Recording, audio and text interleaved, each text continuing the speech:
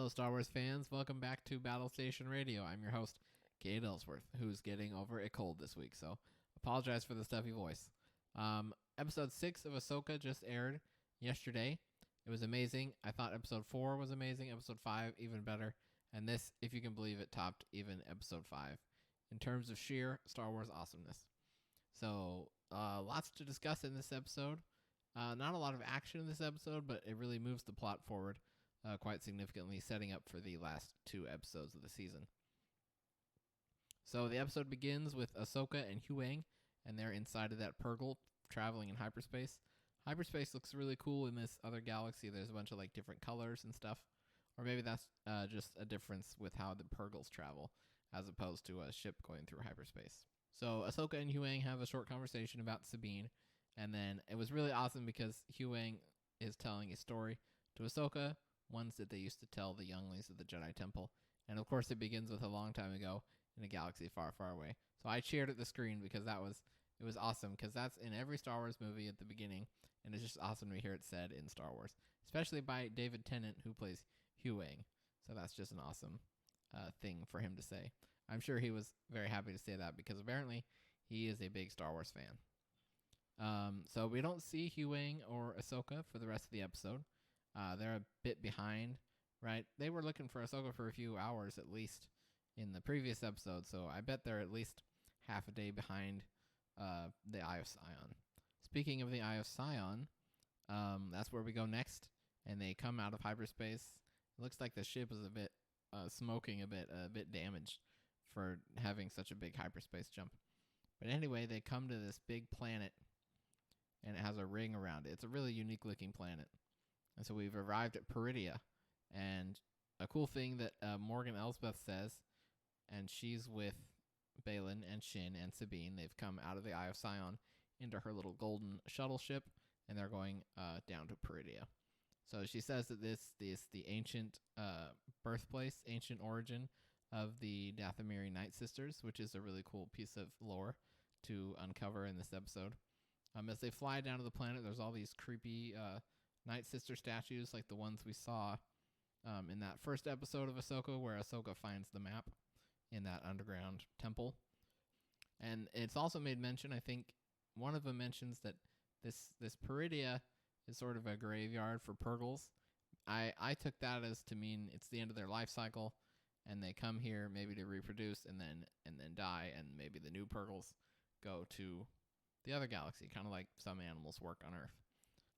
When they fly through the ring, you see that the ring is just made up of decomposed Purgle parts. There's a couple big rib cages and stuff, and some floating decayed tentacles, which is a little gross. But they go down and land at this big, it looks like Minas Tirith from Lord of the Rings, so it's a dark version of Minas Tirith, basically. So it's this big tower on a mountainside, and they land on the platform, and there's not 1 or 2, but 3 Night Sisters. And they're all in the red outfit. They remind me of Mother Talzin from the Clone Wars. She was always in red and had a kind of a cool headdress on. So there's 3 of these Night Sister witches this time. And so I think Morgan refers to them as Great Mother, and we know that Mother Talzin was the Great Mother of the Night Sister clan in our galaxy, in the typical Star Wars galaxy. So it's interesting to see, like, there's also Night Sisters here on Peridia in this distant galaxy. The Night Sisters can immediately smell that something is not right. With Sabine, they say that she reeks of Jedi. And I think that's just being in proximity to Baylan or Ahsoka, because they're both Jedi-ish, and I don't think that they're saying that Sabine is somehow secretly Force-sensitive. I still don't see her being a Jedi in this show. So anyway, they put Sabine in a prison cell, and we wait a few minutes, and then the cell starts rumbling. So she's put her hand out, to try and use the Force to escape, and little pebbles start coming loose, and she's like, oh wow, I did it.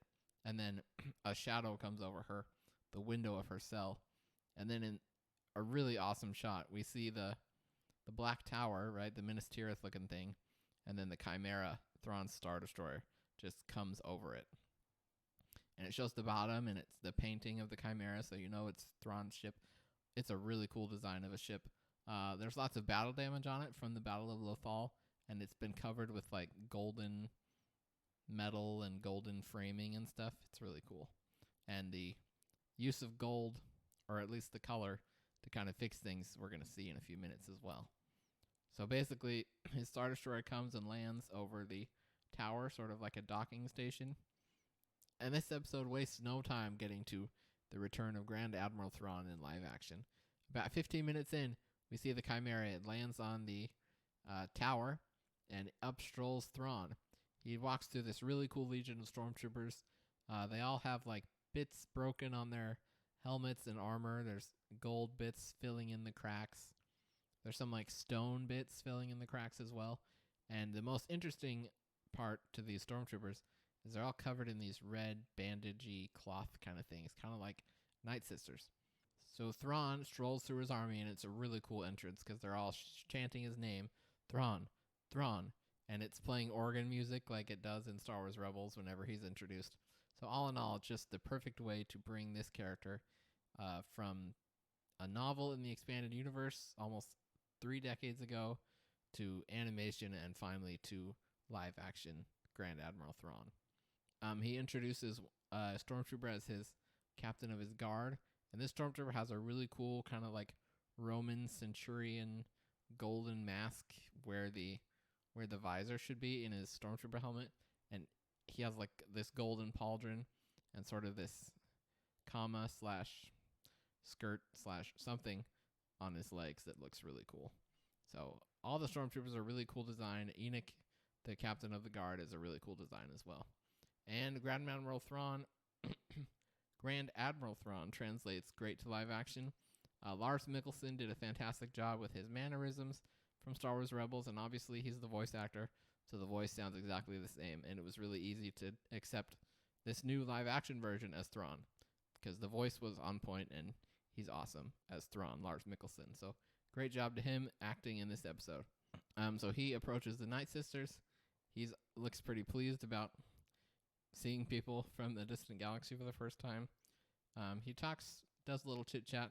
It's revealed that Sabine Wren is their prisoner, and then he wants to talk to her. So the next scene is him talking to Sabine, and he basically follows through on Balin's promise to her of that she's going to be able to go find Ezra. And so they give her this kind of rat, dog, wolf, horse type thing, and she goes off. And it's cool because Enoch, as he's preparing the mount for her and giving her back her weapons and stuff, he says "die well," which is pretty ominous. And it sounds like this wasteland of a planet, Peridia, is not friendly to outsiders or newcomers. And so she's kind of journeying along. She gets attacked by some bandits. Using Ezra's lightsaber, she makes quick work of those.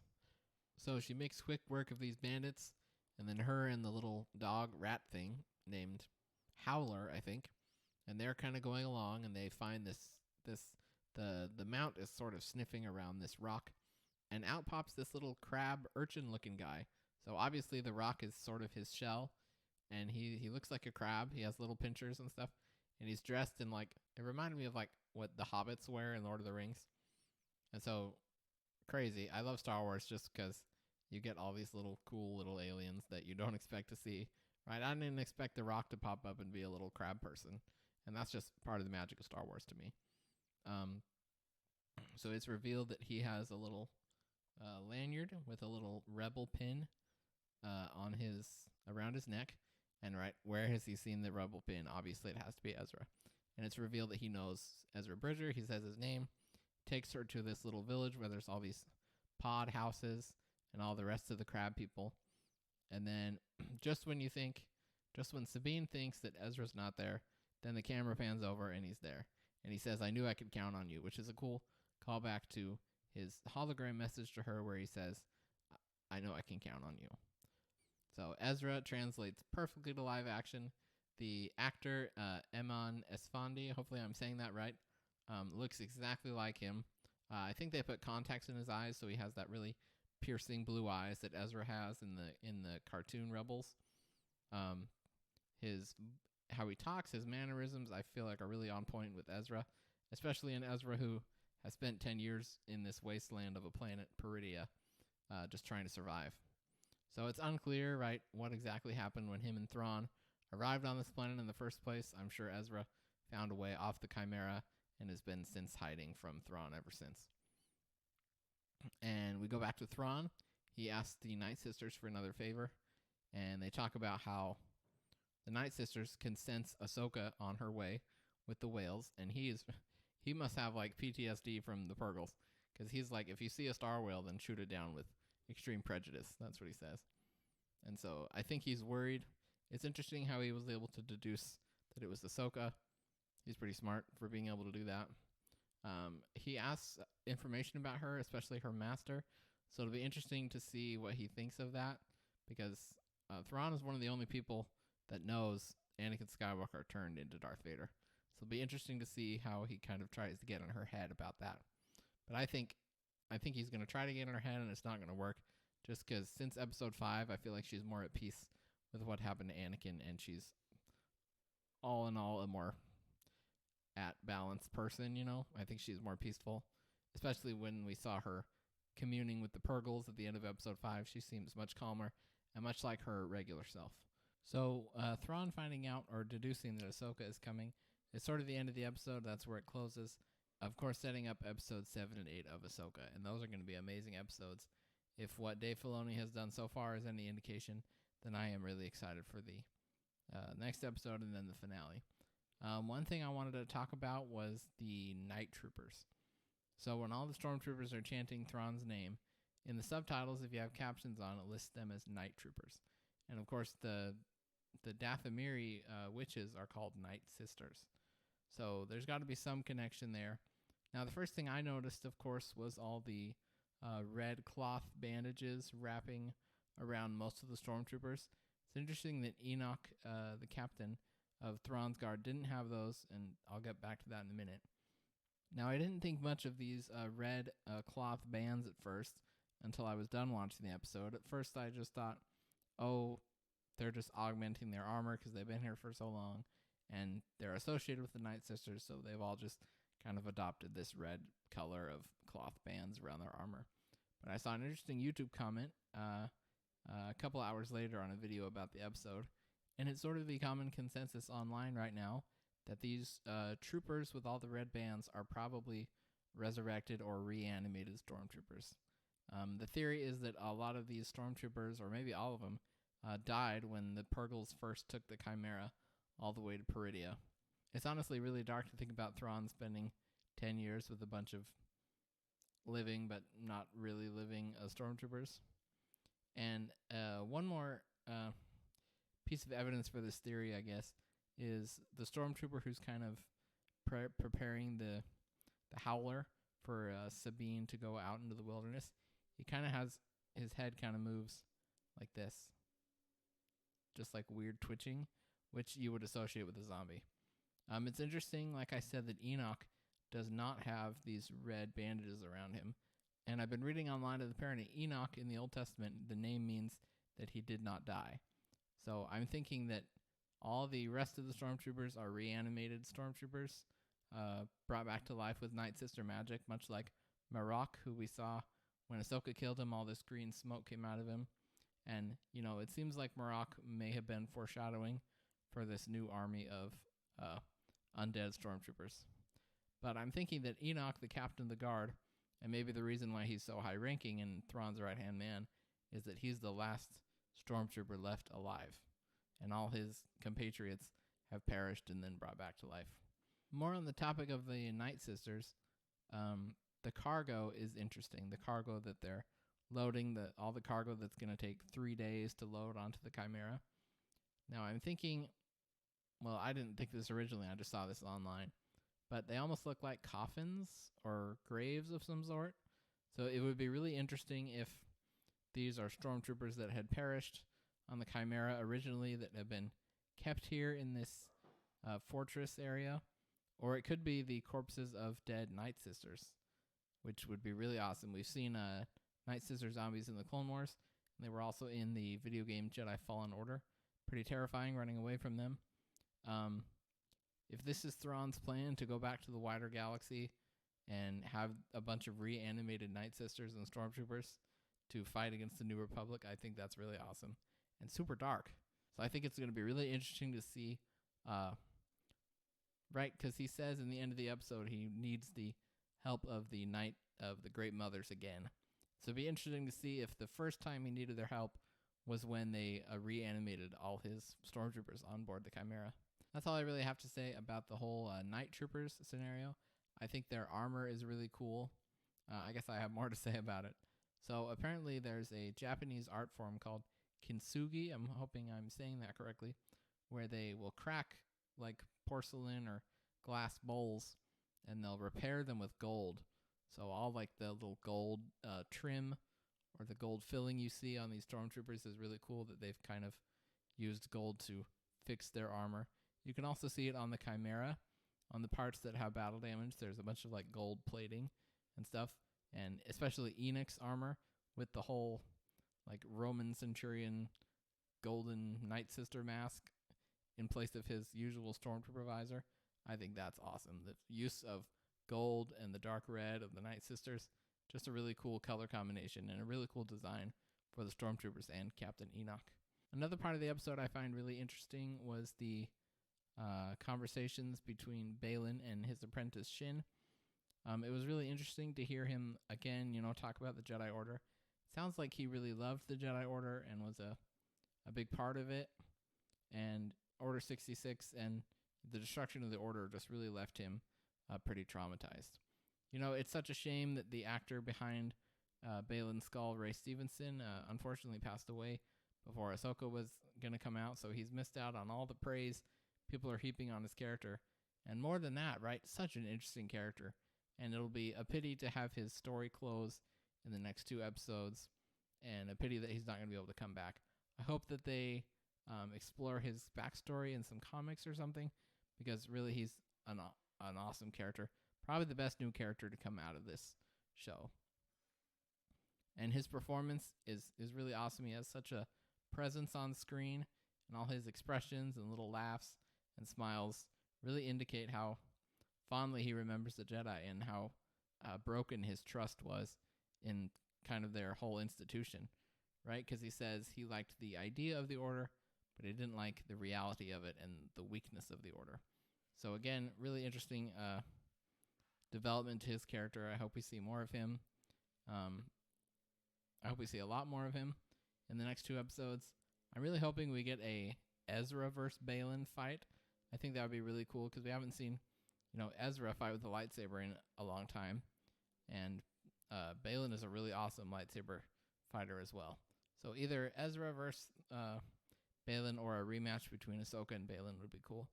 They also might, subvert all of that and have like Thrawn shoot him or something in some massive betrayal. Because we know that Thrawn doesn't really care if Baylan and Shin are on the Chimera when they go back to the other galaxy. So it'll be interesting to see how that dynamic works out. I'm wondering if Baylan will turn on Thrawn or Thrawn will turn on Baylan. That'll be interesting to see. One last thing I wanted to touch on in this episode is that Baylan seems to think that there's some greater power out here in this galaxy or on the planet Peridia. Shin makes mention that the witches seem eager to leave and go back to the other galaxy, get off this planet. He says maybe they are fleeing a power greater than their own. And he says something is stirring here and that he can feel it calling out to him. He seems pretty sure of himself about this. I'm really fascinated as to what this source of power could be that he feels is calling to him. One thought I had is maybe it could be the Bendu, who you remember from Rebels Season 3. He's sort of this force being who sits in the middle of the force. He's not light or dark. He just watches and observes and just uses the force as it is, right, in the middle of it. It could be him or some similar creature to the Bendu. The music while he's talking about this is really deep and dark and foreboding. So I'm really hoping that there's some really cool power of the dark side out here on Peridia, just lurking. And it must be pretty powerful if even the Great Mothers are scared of it. So, it's telling that they all want to get the heck off this planet because something is there and stirring, like Baylan has said. So again, more fuel to the fire that Baylan is an awesome character, and I'm excited to see what they do with him. That's all I wanted to talk about in regards to episode 6 of Ahsoka. So now we have to wait a few more days for the next episode. I hope you guys are enjoying Ahsoka as much as I am. Thank you so much for listening, and may the Force be with you, always.